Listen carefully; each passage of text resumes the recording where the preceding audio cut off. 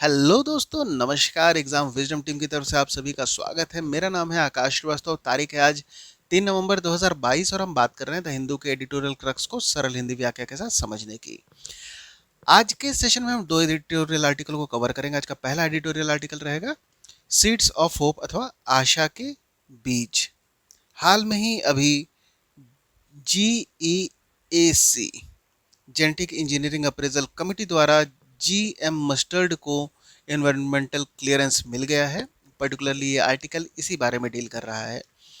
दूसरे editorial article की हम बात करेंगे a chance to expand the world's biosphere footprint, दुनिया के जीवमंडल पदचिन्ह का विस्तार करने का मौका। चूंकि आज पहला international day for biosphere reserve मनाया जा रहा है, तो बेसिकली इसी दिशा में यह आर्टिकल बात करेगा। एग्जाम पॉइंट ऑफ व्यू से और general knowledge point of view से बहुत कुछ आपको जानने और समझने को मिलेगा। अंत तक जरूर बने रहिएगा। चैनल को अभी तक सब्सक्राइब नहीं किया है तो सब्सक्राइब जरूर कर ले ताकि रेगुलर अपडेट आपको मिलता रहे। इसका फ्री पीडीएफ जो कि बाइलिंगुअल भाषा में उपलब्ध है आपको हमारे टेलीग्राम ग्रुप में मिल जाएगा। लिंक डिस्क्रिप्शन में दिया हुआ है। इसमें जो भी हिंदी अनुवाद है उसके लिए गूगल ट्रांसलेशन का इस्तेमाल है। ऐसे में शब्दार्थ और भावार्थ की भिन्नता को कमेंट बॉक्स में जरूर इंगित कीजिएगा। चलिए आज के सेशन को स्टार्ट करते हैं। आज का पहला एडिटोरियल आर्टिकल है सीड्स ऑफ होप अथवा आशा के बीज। Scientific consent must dictate product availability to farmers and consumers. वैज्ञानिक सहमति से किसानों और उपभोक्ताओं को उत्पाद की उपलब्धता तय करनी चाहिए।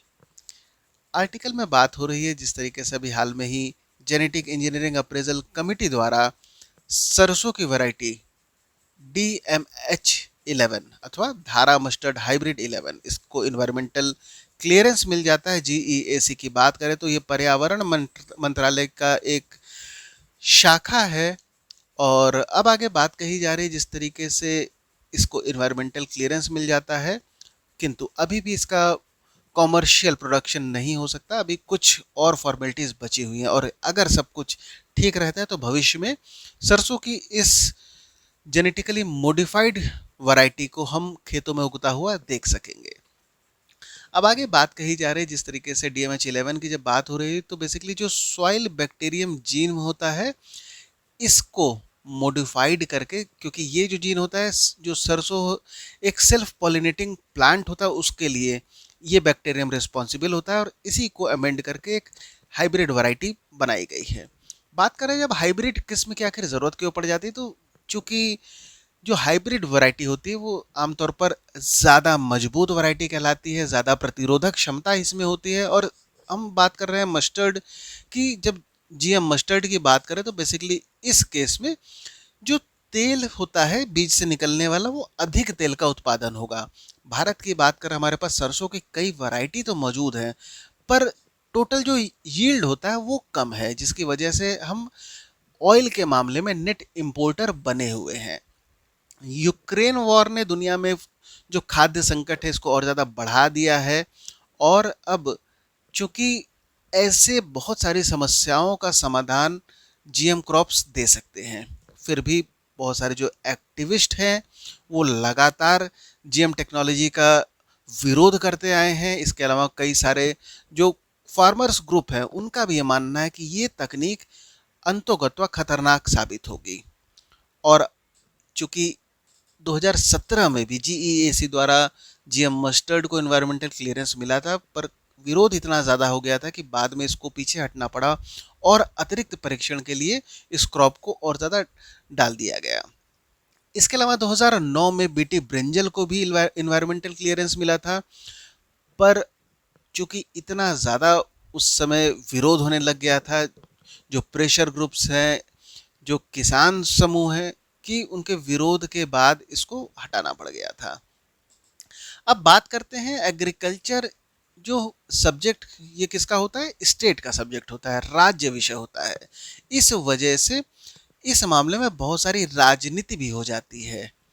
और अब चूंकि बात हो रही है जिस तरीके से DMH11 की बात हो रही है, अगर इसको कॉमर्शियल अप्रूवेंस मिल भी जाता है तब भी ये तेल का जो संकट है भारत में, खाद्य तेल संकट, वो अकेले ये खत्म नहीं कर पाएगा। ज़रूरत है और भी जेनेटिकली मॉडिफाइड सरसों की किस्मों को तैयार करने का, प्राइवेट पार्टनरशिप को आगे होना होगा, जो कंपनियां हैं वो आगे आके R&D में निवेश कर सकती हैं और अलग से नई नई जो जीएम वैरायटी है उसके लिए अपना योगदान दे सकती हैं। चूंकि जब बात होगी कि सरकार क्या कर रही है, चूंकि बात हो गई ये राज्य का विषय है, राजनीति को इससे इतर रखना होगा। सरकार को जो जीई से कमेटी ने अप्रूव किया है इसको रिस्टोर करना चाहिए, अनुमोदित करना चाहिए, समर्थन इसका करना चाहिए और जब भी एक ऐसा सिस्टम को तैयार करना चाहिए कि जब बात आती है कि क्या चीज़ आगे बढ़े अथवा क्या चीज़ नहीं आगे बढ़े, बेसिकली जब कोई साइंटिफिक मैटर है, जिस तरीके से ये टेक्नोलॉजी जो है इसके लिए ज़्यादा बेहतर जो राय है वो साइंटिस्ट जो है वो दे सकेंगे, ना कि जो राजनीतिज्ञ हैं अथवा जो एक लेमैन है। तो बेसिकली ऐसा सिस्टम होना चाहिए जिसमें वैज्ञानिक सहमति उसको ऊपर रखा जाए, न कि राजनीतिक विचारों को, क्योंकि अंतोगत्वा जो आम आदमी है उसको सुलभता होनी चाहिए, नहीं सिर्फ एडिबल ऑयल की बल्कि दूसरे भी जो फूड क्रॉप्स हैं उसकी। और आज के समय में जिस तरीके से एक्सटर्नल और इंटरनल एनवायरनमेंट की वजह से लगातार महंगाई बढ़ती जा रही है, तो निश्चित तौर पर अगर environmentally safe genetically modified crop को अप्रूवल मिल जाता है तो ये इस क्षेत्र में काफ़ी राहत दे सकता है। अगले आर्टिकल में अब बात होगी a chance to expand the world's biosphere footprint, दुनिया के जीव मंडल पदचिन्ह का विस्तार करने का मौका। Expanding biosphere reserve across the world specially in Asia will help millions of people realise a better future, one that is in harmony with nature. दुनिया भर में विशेष रूप से एशिया में बायोस्फीयर रिजर्व का विस्तार करने से लाखों लोगों को एक बेहतर भविष्य का एहसास करने में मदद मिलेगी जो प्रकृति के साथ सद्भाव में है। आज पहला international day for biosphere reserve मनाया जा रहा है और ये आर्टिकल इसी को डेडिकेटेड है। आगे बढ़ने से पहले बायोस्फीयर होता क्या, बहुत संक्षेप में हम समझ लेते हैं। तो जैसा कि इसका नाम है बायोस्फीयर अथवा जैव मंडल, तो बहुत शॉर्ट में अगर समझे तो नाम में ही इसको अगर हम डिवाइड कर देते हैं तो बायो और स्फीयर अथवा जैव और मंडल, ऐसा स्फीयर जहां पर बायो अथवा लाइफ सस्टेन करे, ऐसा मंडल जहां पर जैव अर्थात जीवन वो संभव हो। तो बेसिकली ये कैसा जोन होगा, एक ऐसा जोन होगा जहां पर जो लिथोस्फेयर है,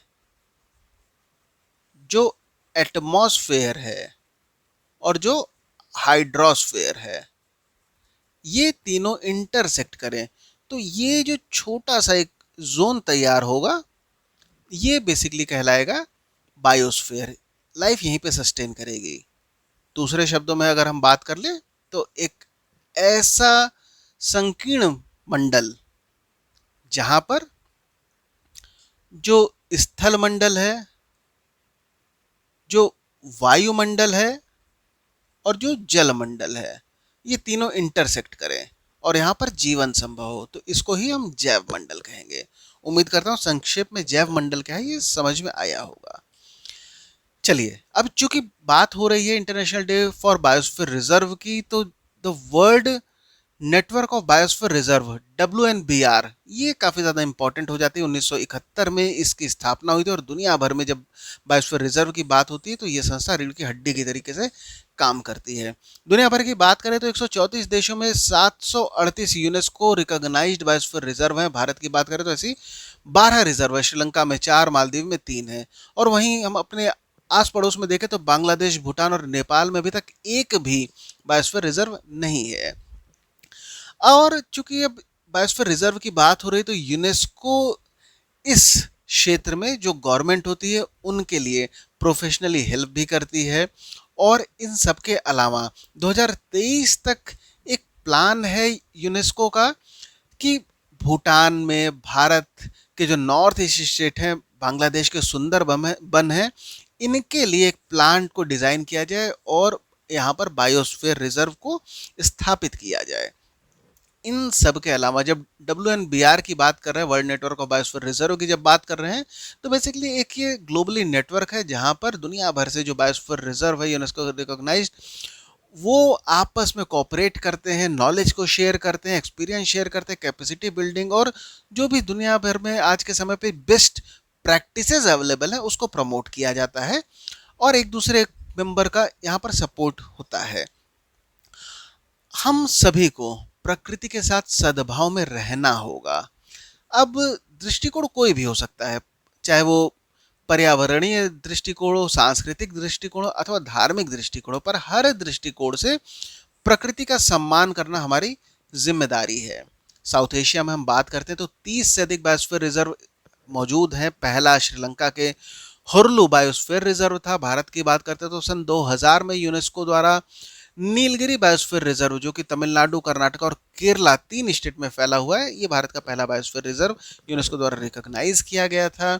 इसके अलावा बात कही जा रही है आज के समय में जो थ्रेट की बात करते हैं, ह्यूमन सर्वाइवेबिलिटी की बात करते हैं, तो एक तरफ तो महामारी और जो सशस्त्र संघर्ष देखने को मिल रहा है, ये संकट बने हुए, लेकिन इनसे कहीं बड़ा संकट जो हम लगातार लॉस कर रहे हैं, बायोडाइवर्सिटी लॉस है, क्लाइमेट चेंज है, पॉल्यूशन है, पॉपुलेशन डायनेमिक्स है और जो एक अंधा अनुकरण किया जा रहा है कि हर समस्या का समाधान सिर्फ तकनीक निकाल पाएगा, तो कहीं ना कहीं ये समस्याओं को बढ़ा रहा है। हमको ग्राउंड लेवल पे भी काम करना होगा, जो ह्यूमन जो एस्पेक्ट होते हैं उसको इग्नोर नहीं करना होगा, लोकल सॉल्यूशन पर जोर देना पड़ेगा, टेलर मेड सॉल्यूशन, स्थान विशेष के लिए स्थान आधारित जो स्थानीय समाधान है उसको खोजना होगा। और अब बात कर रहे हैं जिस तरीके से 2023 में भारत दुनिया का सबसे बड़ा आबादी वाला देश बन सकता है, वहीं पर स्पेन जैसा देश जो कि चाहे वो भूभाग की बात हो तो आबादी की बात हो हमसे बहुत ज़्यादा पीछे है, पर जब बात होगी बायोस्फीयर रिजर्व की, यूनेस्को जिसको रिकॉग्नाइज करता है, दुनिया भर में ये स्पेन लीड कर रहा है, 53 इसके पास बायोस्फीयर रिजर्व मौजूद है। वहीं भारत की बात कर रहे हैं तो मात्र 12। निश्चित तौर पर भारत को इस ओर बहुत ज़्यादा काम करने की ज़रूरत है।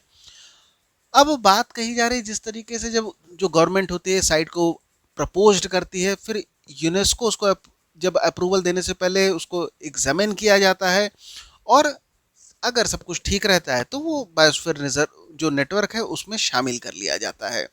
साउथ एशिया की बात करते हैं तो बहुत सारे देश के पास अभी बायोस्फीयर रिजर्व नहीं है और चूंकि नेशनल गवर्नमेंट को प्रपोज करना होता है तो कई बार ऐसा भी देखने को मिलता है जो राजनीतिक इच्छा शक्ति होती है उसमें भी कमी की वजह से जो साउथ एशियन कंट्रीज हैं वो पिछड़े हुए हैं बायोस्फीयर रिजर्व को रिकॉग्नाइज कराने के लिए। और अब चूंकि जो एक नया world network of mountain biosphere reserve की बात कही जा रही है, ये निश्चित तौर पर नेपाल, भूटान जैसे देशों में बायोस्फीयर रिजर्व स्थापित करने और जो वर्ल्ड नेटवर्क है उसमें भाग लेने के लिए एक वेलकम स्टेप है। बात ये भी हो रही है कि 2025 तक बांग्लादेश, भूटान और नेपाल को एक बायोस्फीयर प्रदान करने की तरफ तमाम जो कंसर्न्ड स्टेक होल्डर है वो काम करेंगे एक प्रोजेक्ट बेसिस पे। इन सब के अलावा भारत में जो ऑलरेडी एग्जिस्ट है उनकी संख्या बढ़ाने पर भी जोर देना होगा, साथ में जो हमारा जो नॉर्थ ईस्ट है वहाँ पर भी, और ख़ासतौर पर जो कोस्टल रीजन है, सब जगह पर बहुत सारा इमेंस पोटेंशियल छिपा हुआ है। तो बेसिकली इस पोटेंशियल को और हार्नेस करना होगा और जो बायोस्फीयर रिजर्व है उसको लाना होगा, क्योंकि अंतोगत्वा प्रकृति के साथ सद्भाव में रहना एक बेहतर भविष्य के लिए अनिवार्य है। दोस्तों, आज के हिंदू के एडिटोरियल आर्टिकल में इतना ही। अंत तक बने रहने के लिए धन्यवाद।